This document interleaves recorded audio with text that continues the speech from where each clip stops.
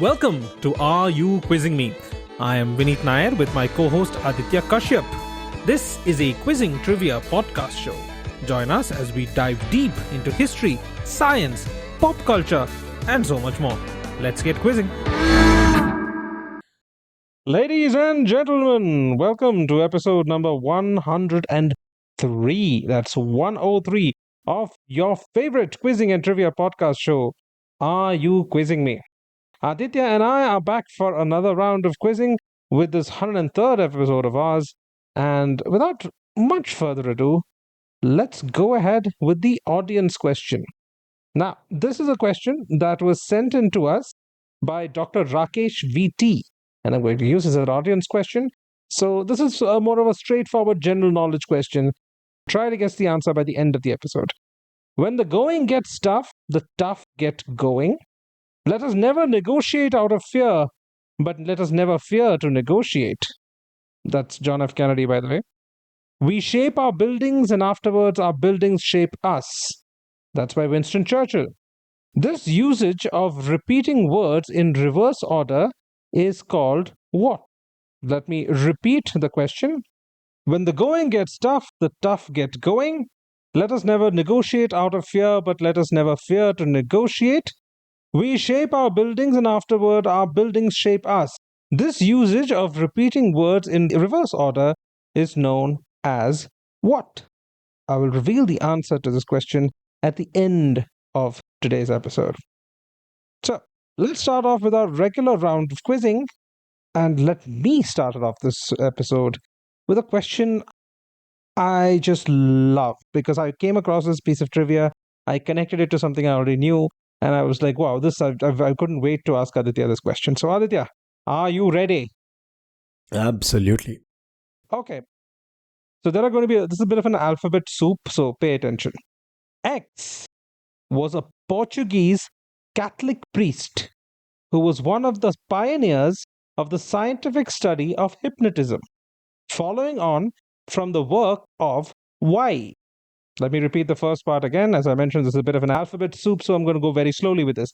X was a Portuguese Catholic priest who was one of the pioneers of the scientific study of hypnotism, following on from the work of Y. Y's name has led to a term which is used as a synonym for hypnotism.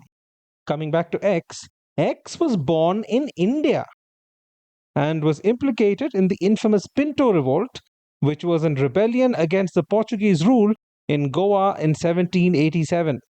X left for France immediately after, and in Paris became the leader of one of the revolutionary battalions in 1795 during the French Revolution.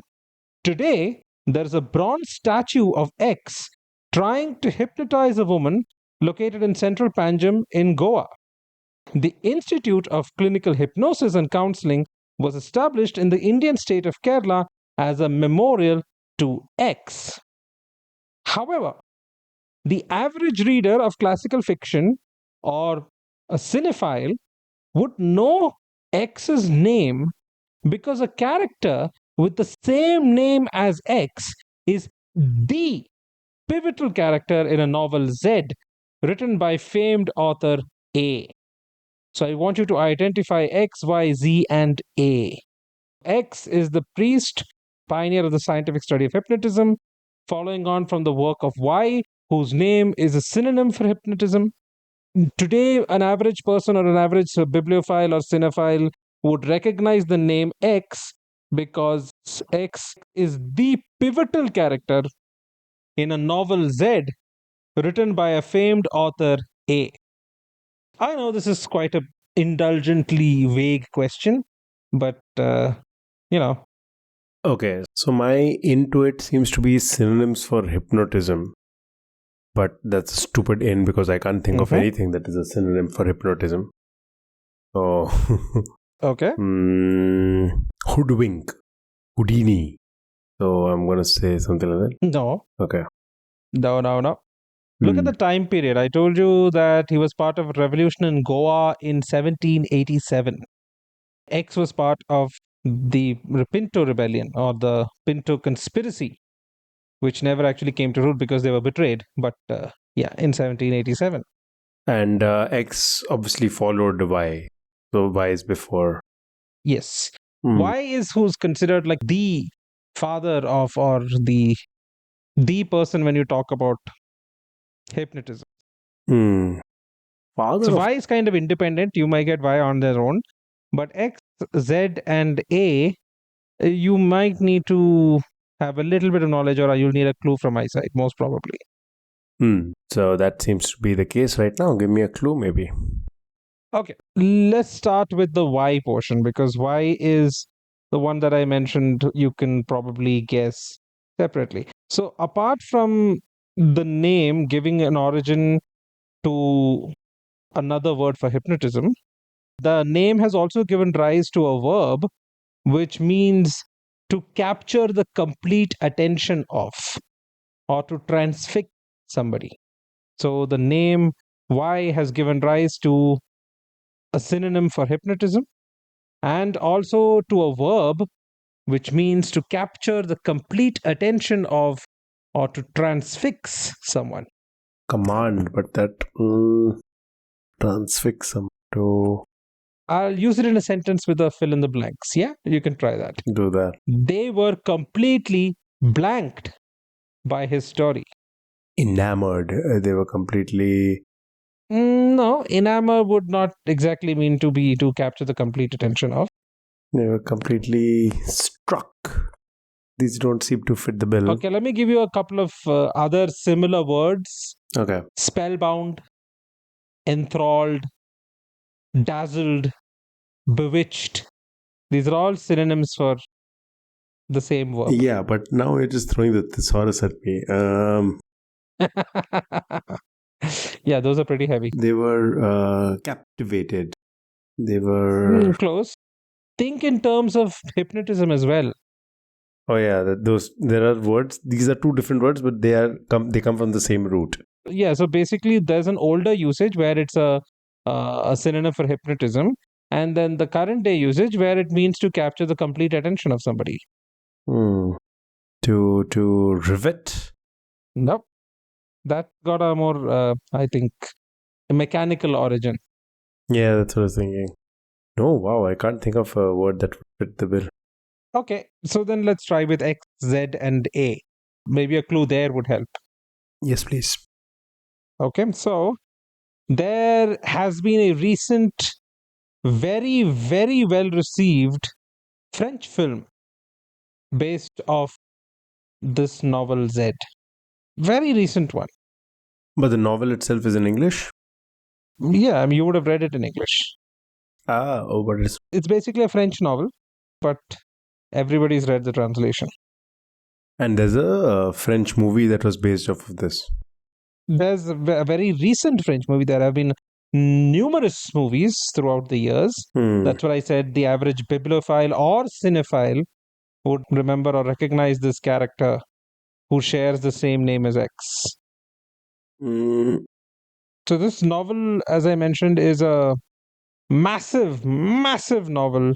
There have been movies made on that in 2024, in 2002, 86, 82, 1975, 1968, 61, 58, 54, 53, 1946, 43, 42, Okay, 1934, lots of movies, 1929, 1922, 1918, 1913, and 1908. The very first adaptation was in 1908. That old. So I was actually thinking initially that it could have been the Little Prince, but I doubt there have been so many movies made on the Little Prince, and I can't think of anything recent No, it's either. not the Little Prince. It's not the Little Prince. Because it's the only French book that came to mind, but I doubt Little Prince also qualifies as a novel. No, very lovely book. Mm-hmm. The only other book that comes to mind that is that iconic is Count of Monte Cristo. Hey, very good. So, yet, it is the Count of Monte Cristo. That means Z is Count of Monte Cristo, and then A would be Alexandre Dumas. Very good. And then who is the character? Who is the pivotal character? Oh, it's been a while since I read the book. Oh, I've forgotten the number of times I've reread The Count of Monte Cristo. It's Beautiful my book. favorite. It's amazing. If you have not read it, please do yourself a favor and read it. And the second close thing would be to watch the Le Comte de Monte Cristo, which is a 2024 adaptation, which is beautifully shot. Beautifully shot. My favorite, the passage or the part of it that I remember, and I read this easily like 20 years ago, was the part where they talk about Hashish and the assassins. Hashish and the Assassins. Yeah. And I remember that was one of those things, like the trivia part of me, which I didn't even know was a wild beast. It was still a tame little animal then, and it felt a little cute tingle at that point. Yep. Anyways. Yep. Literally only remember Edmond Dante. Edmond Dantes, yes. And Mercedes, I remember the love interest. Danglars. No, so we have a lot of characters. It's a huge host of characters, right? But if you had to say there's one pivotal character around whom the story completely takes a left turn, which character would that be? Without whom this entire story would not exist. The person who like motivates him to go take his revenge. Okay. Remember, there was some mentor, some teacher person. I have no idea what his name was. Yes. So basically, Edmond Dantes is imprisoned for 14 years in the Chateau d'Oeuf. And he finds out that in the cell next to him is a priest who knew the location of a huge treasure. The treasure. Yeah, he educates Edmond Dantes in multiple languages and culture and whatnot. And then finally, it is the death of this character which allows Edmond Dantes to escape his prison. And that character is Abbe Faria. Yeah, along with the coffin and stuff. Right. Yes. Abbe Faria. Yes. So the character's name is Abbe Faria. And before I expound on the rest of this and why these series of connections really, really resonated with me, have you any guesses as to what the name of the person who was the father of hypnotism, on whose work the real Abbe Faria followed? I'm still thinking of synonyms of hypnotize or capture attention, and all I can think of are words which would probably not be somebody's name, like betwitched, or words that probably are a different etymology altogether. Give me maybe a letter or something, if nothing else. Starting with M. That's the very last clue. M. They're mind blown. Ooh, mesmerized. Yes, finally. Yes, very good. Okay. So it's mesmerism, which is also a synonym for hypnotism, and mesmerize, which means to capture the complete attention of. So let me just put now this question, as I said, very indulgent question, but it somehow just resonated with me. First, because The Count of Monte Cristo is one of my favorite books. I cannot remember the number of times I reread that. The second reason is that Abbe Faria, who was born José Custodio de Faria in India, in Portuguese-occupied Goa. He was a priest who went to Europe, took his education in theology there, came back and was one of the 3 priests who were betrayed during the Pinto conspiracy or Pinto revolution or the Pinto rebellion, which was a rebellion against Portuguese rule in Goa, one of the very earliest ones. He escaped from there. He went to France, where he was part of the French Revolution as well.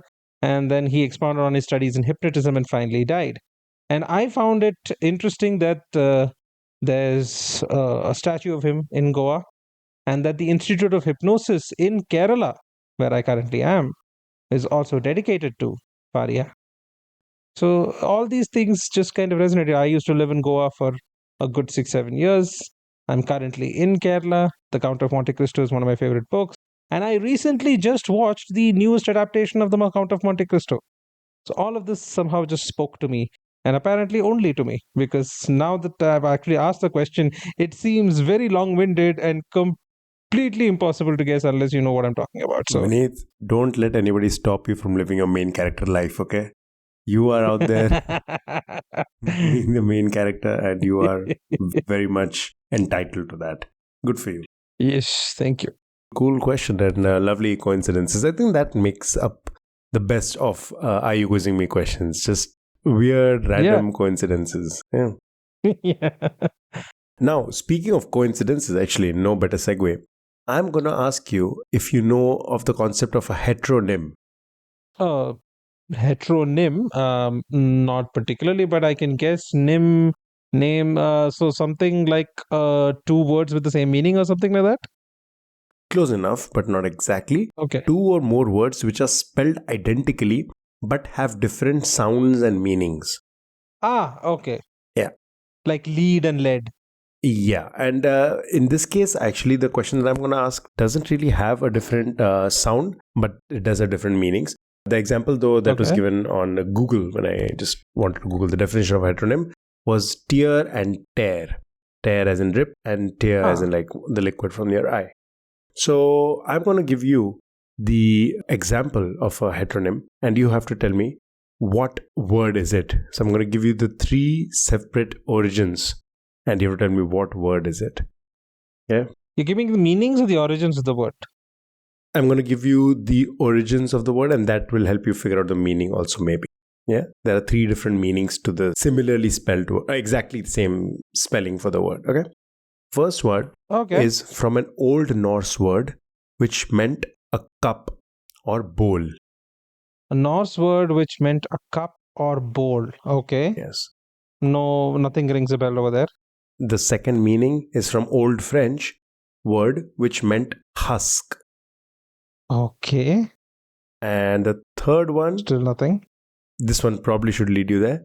The Old Latin word or Latin word meaning a ladder. Okay. A Latin word meaning a ladder. Not particularly ringing a bell immediately. Mm-hmm. Any clues that you could provide? Okay. So I'm going to give you maybe more definitions of this word that have now evolved from these original three definitions, you could say. Okay. This word is also used in the field of music and is derived from the third word, which was the ladder, but is used for a series of musical tones, ascending or descending. A scale.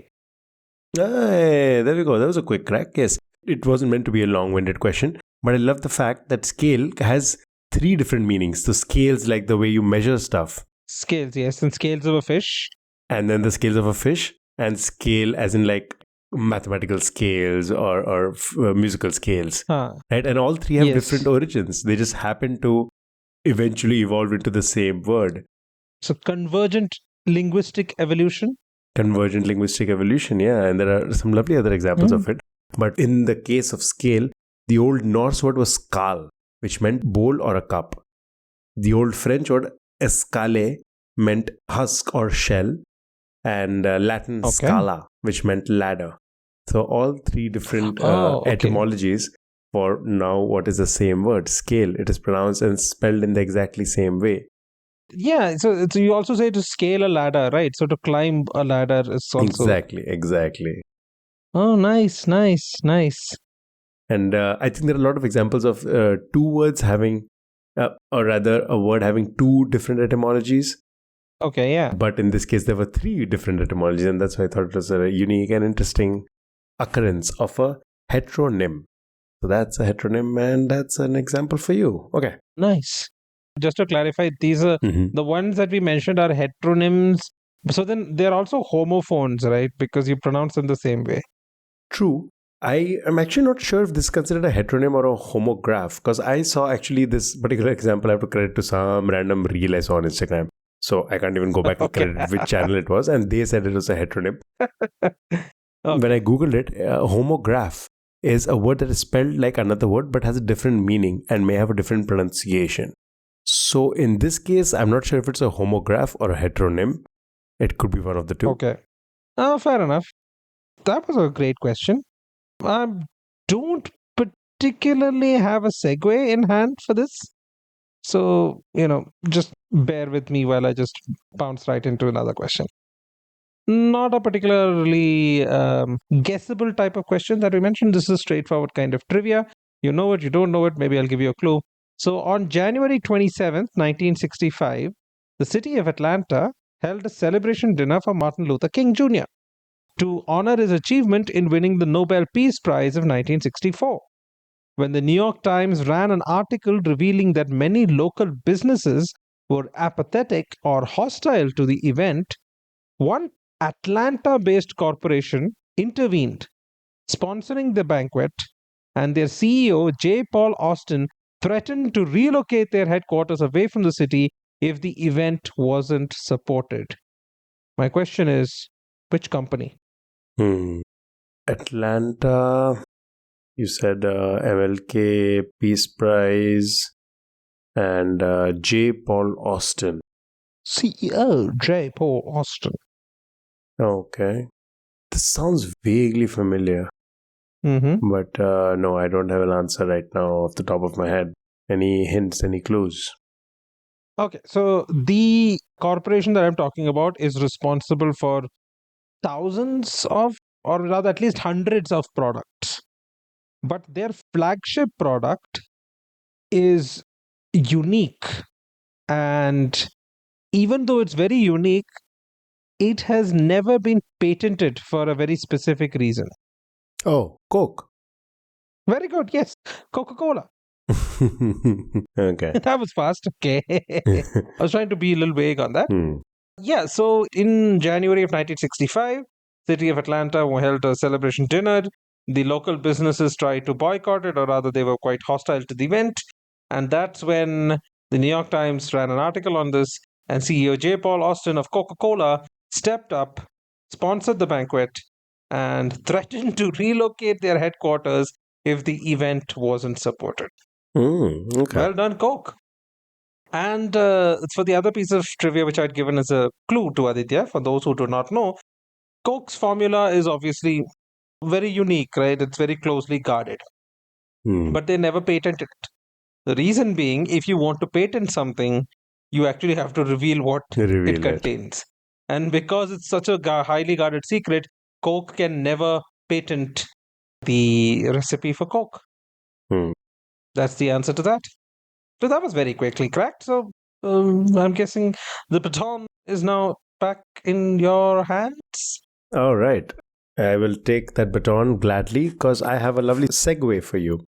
And that is, just as MLK was heralding change in society on a large scale, I'm going to go down to a much smaller scale. And in this case, I'm talking about the writers' strike. And there have been a few Writers Guild of America strikes. Yeah. This one is the 1998 strike.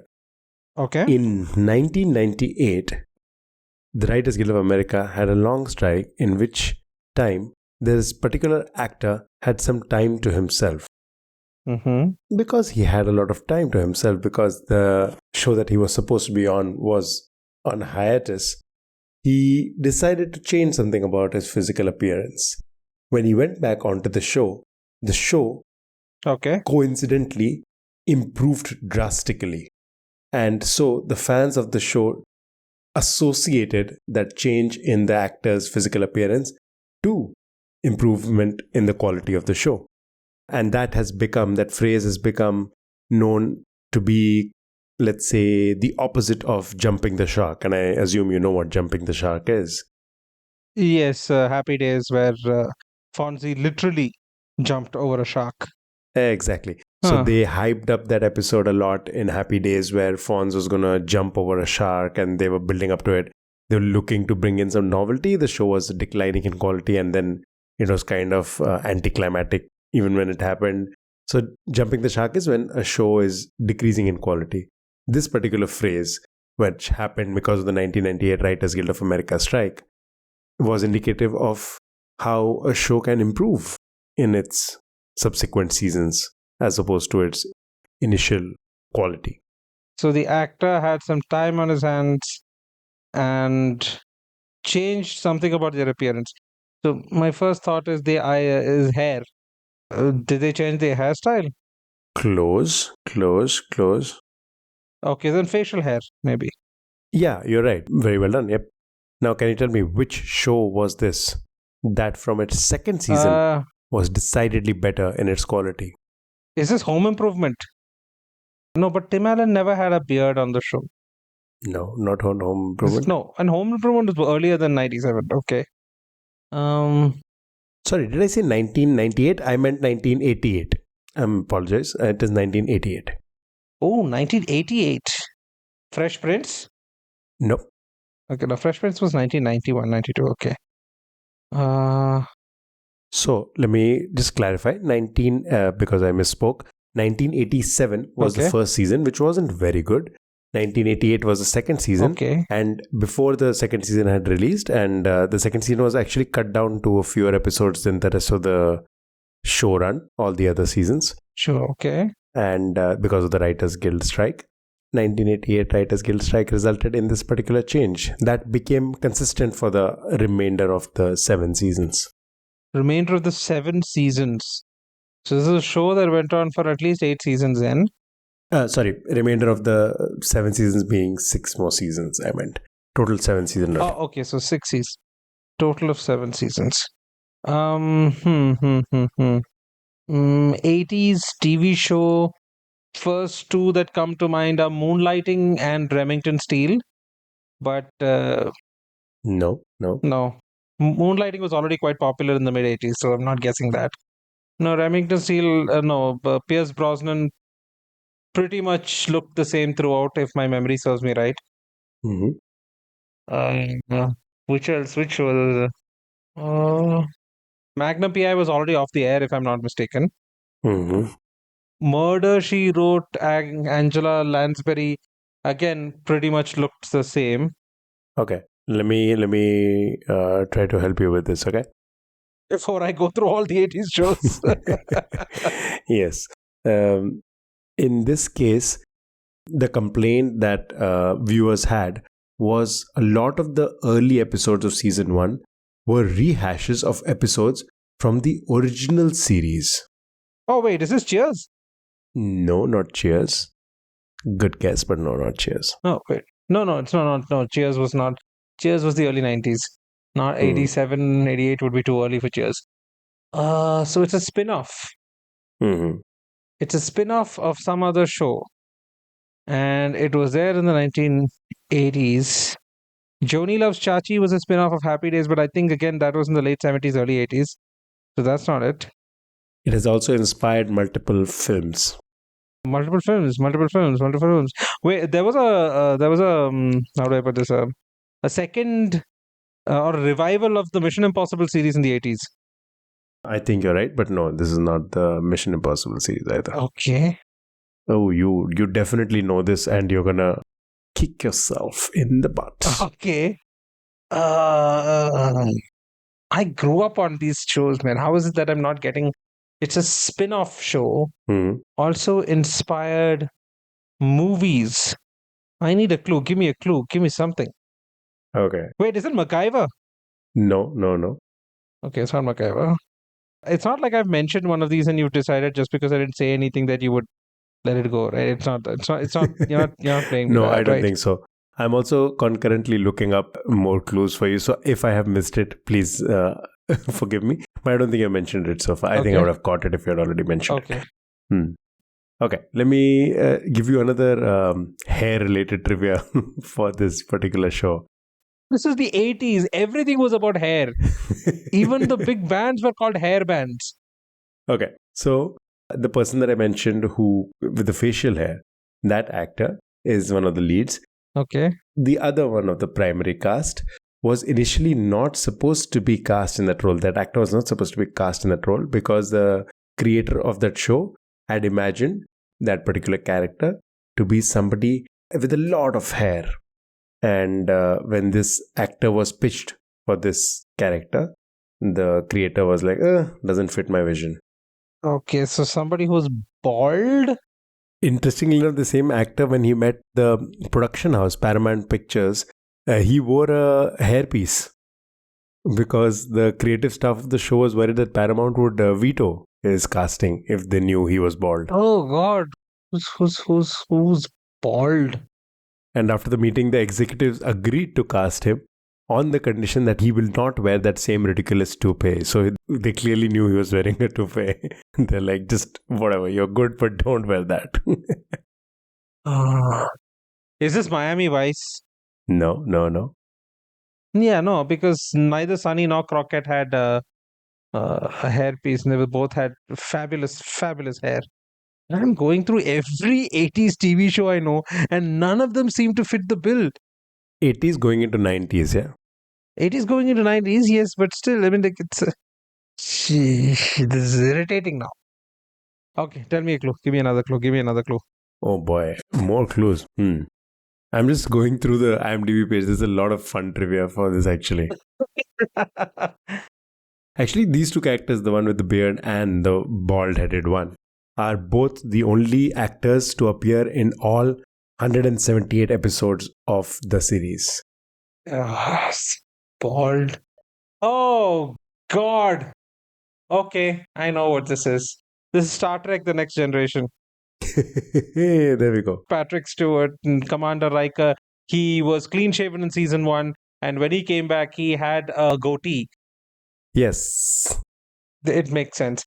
But I also have to tell you that the increase in quality from season 2 of Star Trek The Next Generation is also because a certain Will Wheaton was no longer on the show.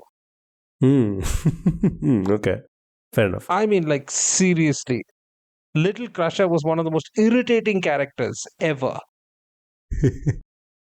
So, very interestingly, actually, when the cast decided to lobby for a salary increase, the producers told Will Wheaton that instead of a salary increase, they will promote his character to a lieutenant. And his response was, so what should I tell my landlord when I can't pay my rent? Don't worry, I just made a lieutenant. But in any case, I thought this was an interesting piece of trivia because growing a beard is considered the antithesis of jumping the shark. Oh, okay. That I did not know. Yeah, and that comes from Star Trek because in Star Trek The Next Generation, when Riker grew a beard, the show's quality just seemed to improve dramatically. And that's what I meant. Many early episodes of season 1 were rehashes of episodes from the original series. The Star Trek, the original series. Not rehashes, as in like the same setup.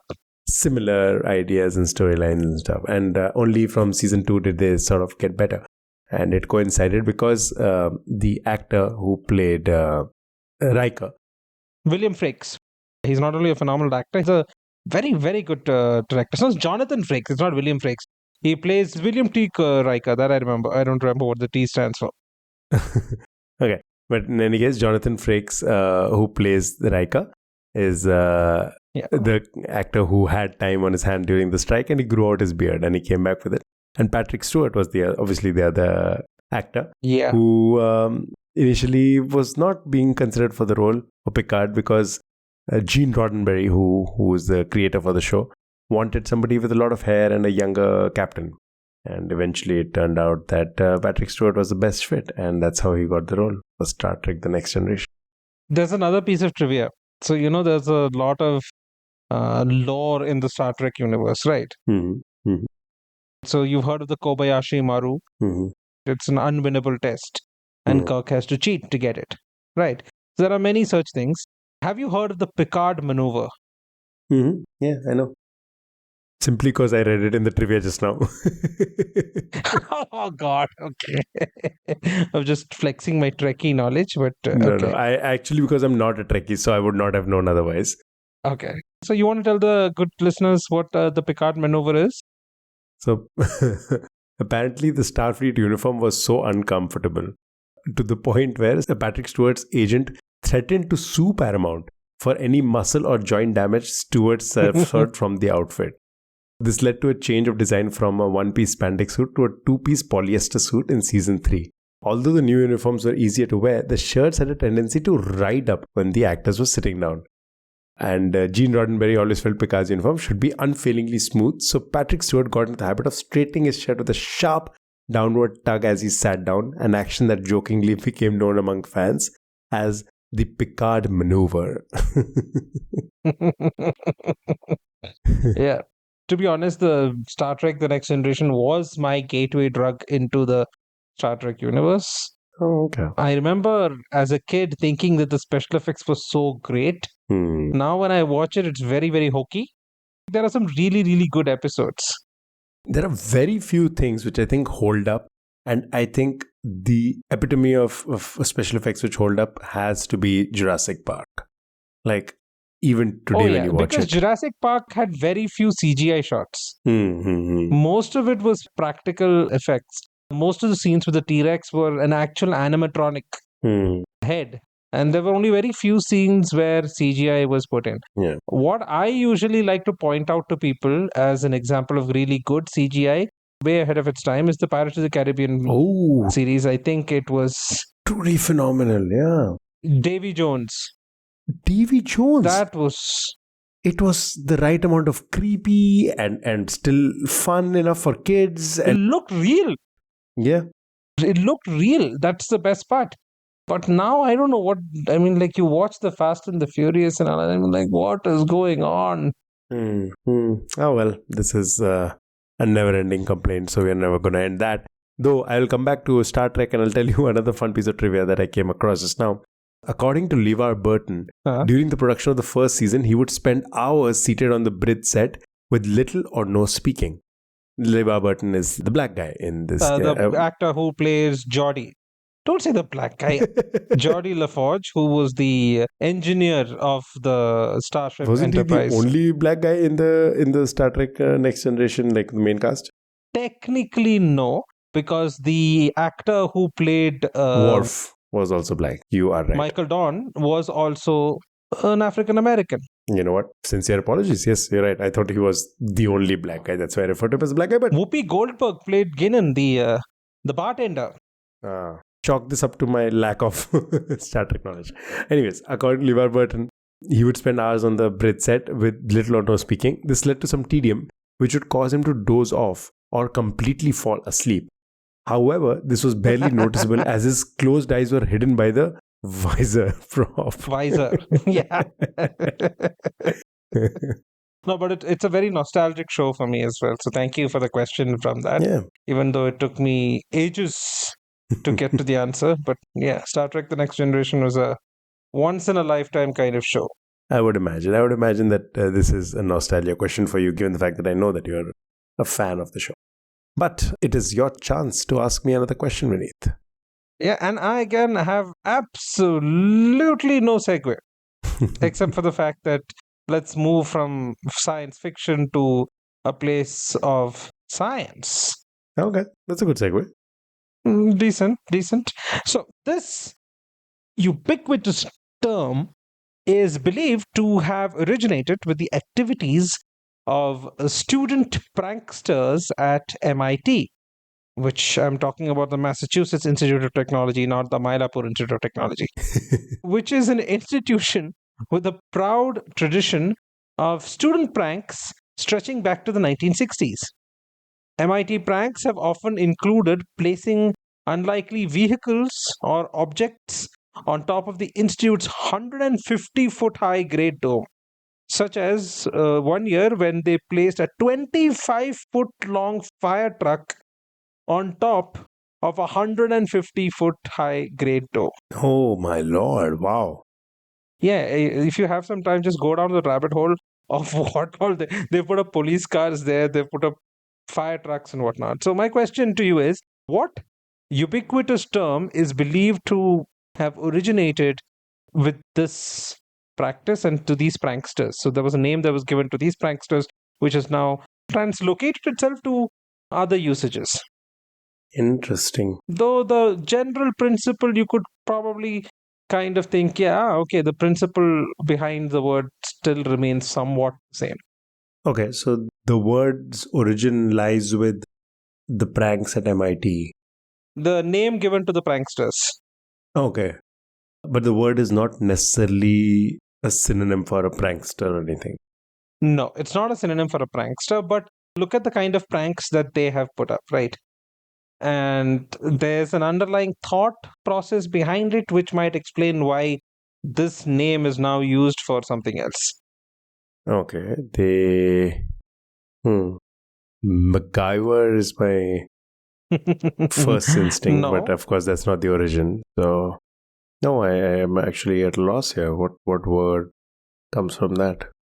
It's a word that you know, I know, which has led to very bad graphics on television, and it's also probably the most criminally wrongly represented thing in television history.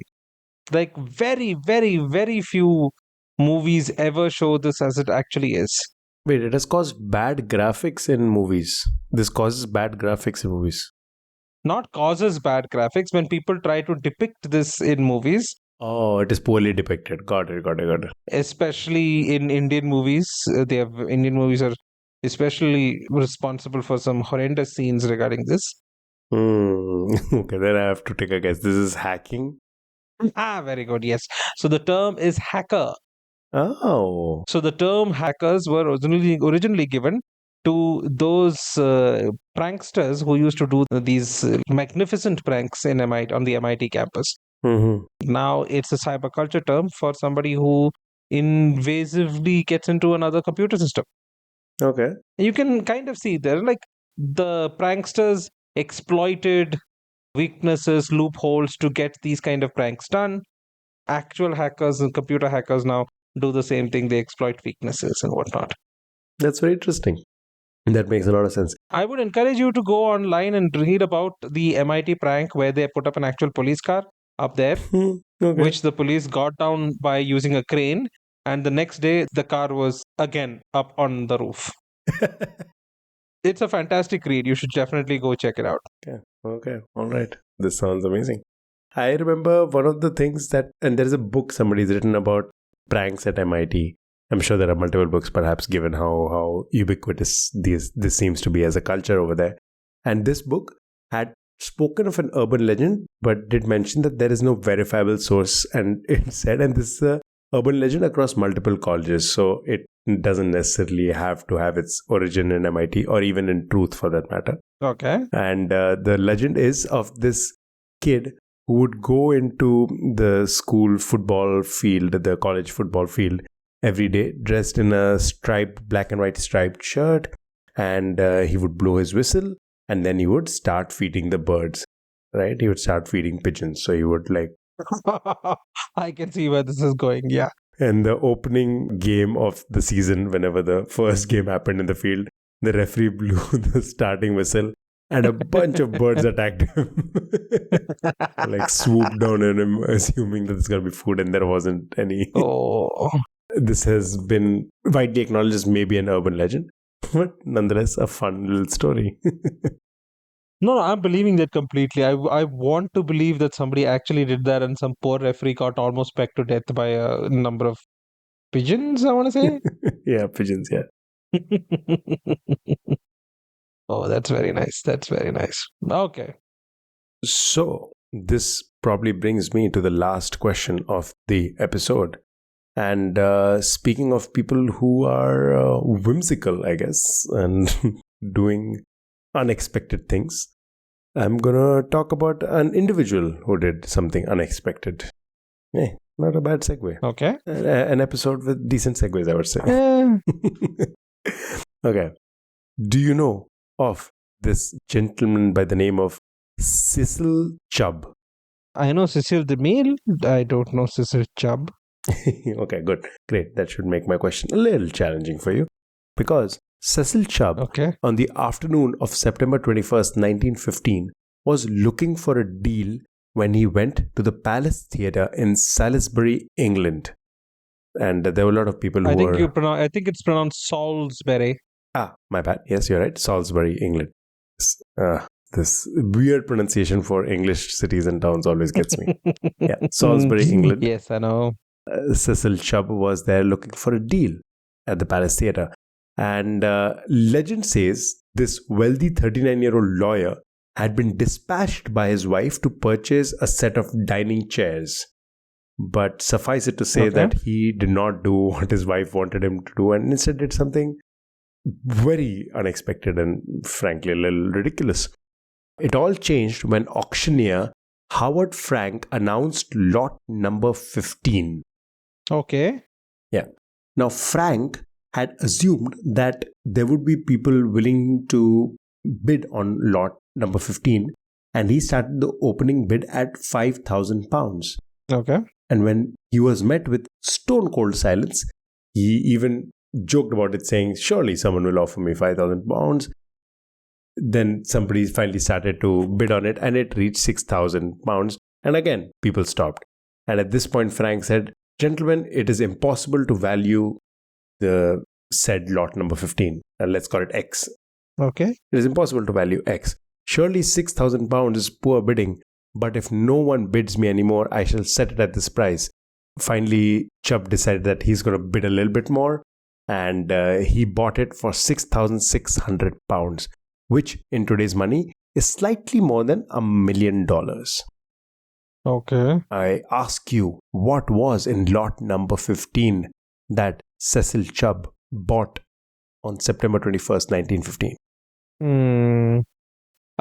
Is this is shortly after the excavation of Tutankhamun's tomb? I'm not sure about the dates, but I would guess nobody would want to bid on something haunted, even though it's priceless. There is that urban legend, right? Of like, I think people who were associated with the excavation have all died gruesome deaths, which is apparently very untrue. Tomb, yeah. In any case, no, this is not the right answer. Good guess though. You are talking about an historical artifact, you're right. So it is a historical artifact. Wow, a historical artifact in England. What could it be? Considering that the British Empire is the greatest looter of everything in history, this does not narrow down the field. I'll say this one thing. This thing, an artifact might be pushing it to describe it, but whatever. This lot number 15X is one thing that the British did not steal. Oh, they didn't steal this one? No. Okay. That actually does narrow down the field. So then it must be something British. If it's not, maybe English? And also probably impossible to steal. Not probably, it is impossible to steal. It's impossible to steal. Yeah. So, but if it's impossible to steal, something very well guarded, so something in the Tower of London, maybe? But then that wouldn't be put up for auction. This is again 1915 you mentioned, right? So World War I has already started. So was this an auction of something for war bonds? No, this wasn't. Like I said, something very historical, very, very iconic. Something everybody associates immediately with the UK, with England. Oh, okay. With the British. Yeah. Big Ben? You are close in terms of perhaps scale of things. Not the scale, like exact size or dimension, but in the ballpark. Oh, so something big. Yeah. Something big.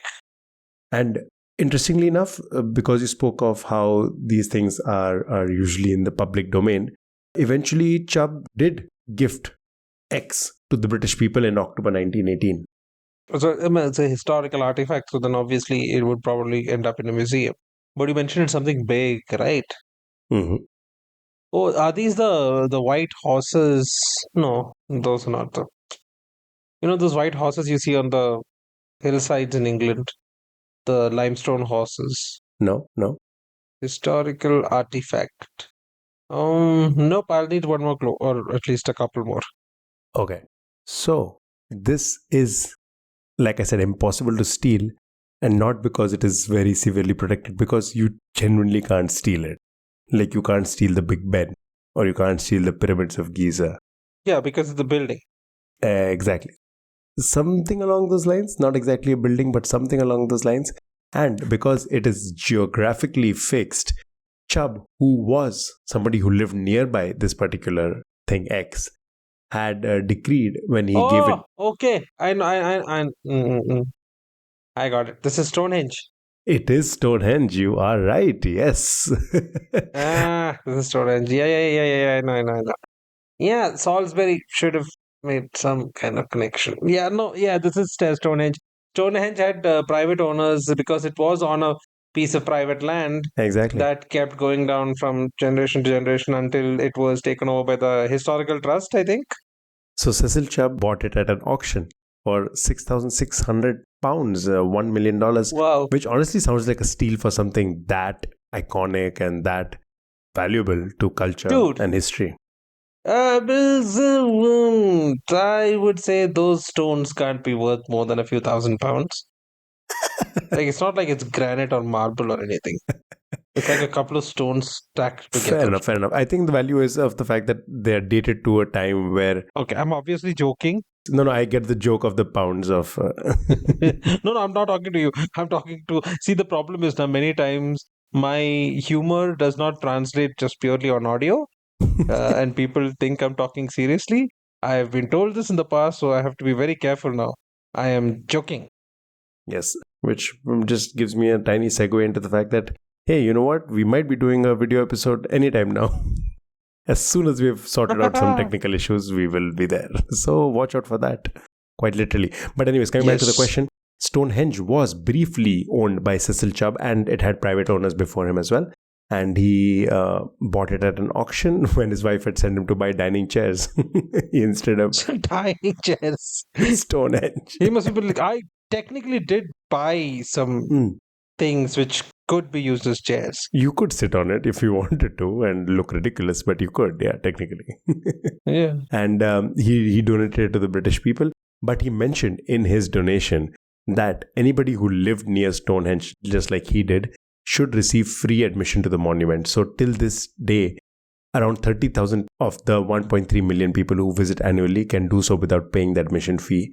Thanks to Cecil Chubb. Nice.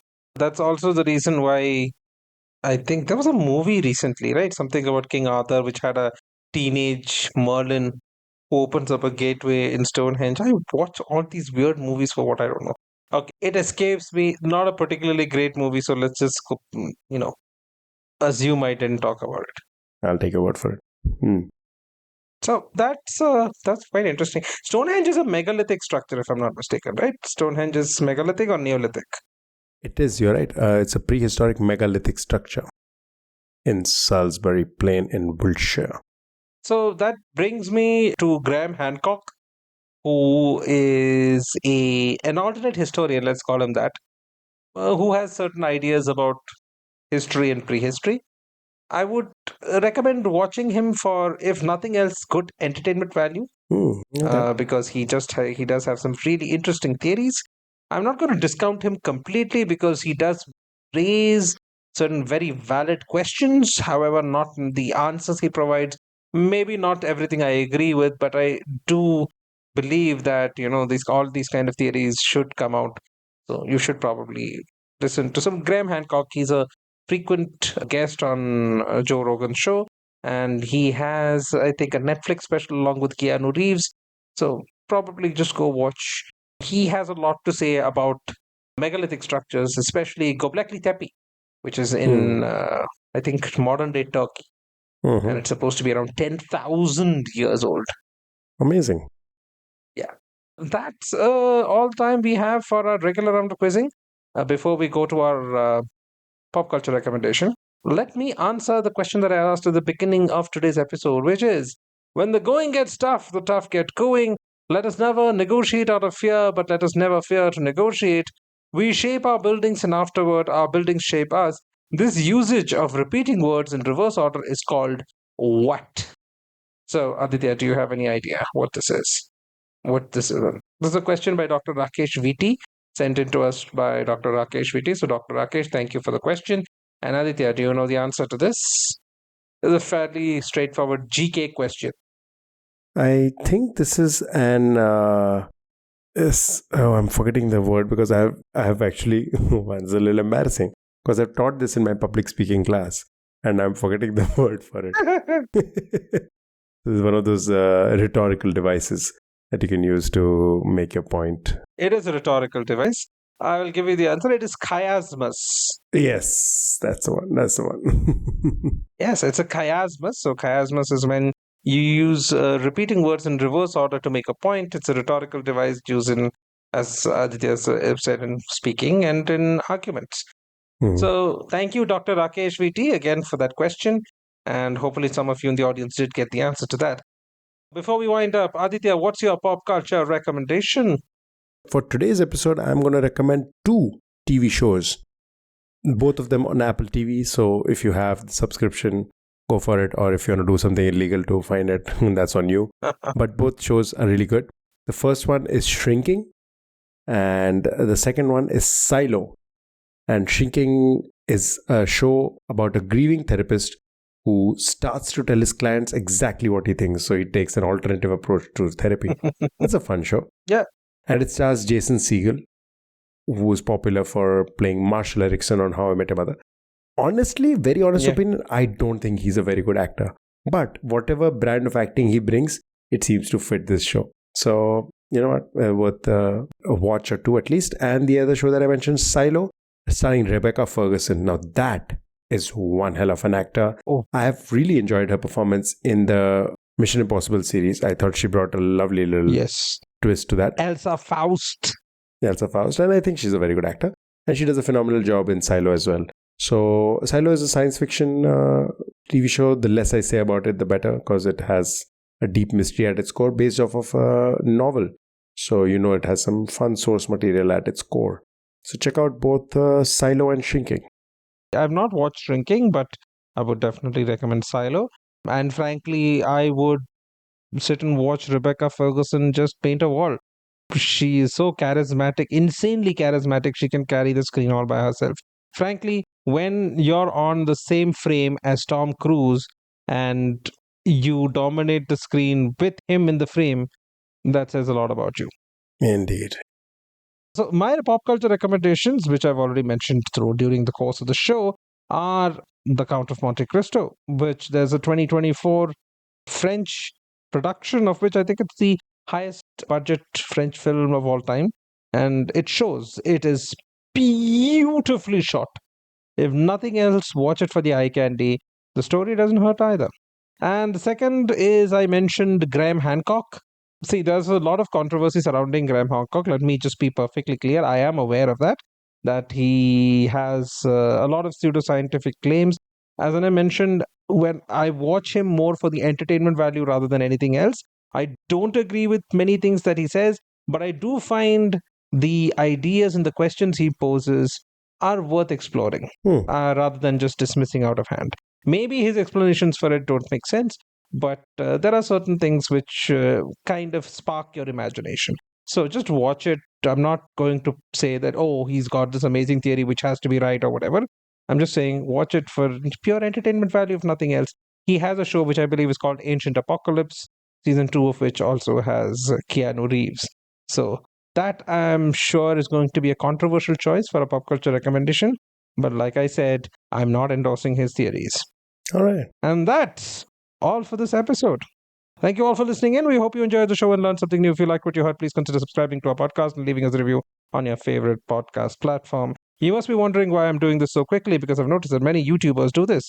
Once they've gotten into 100 and 150 episodes, they start to speak very, very fast about these things. So I'm going to do the same. It helps us reach a wider audience and helps more people to enjoy and discover the show.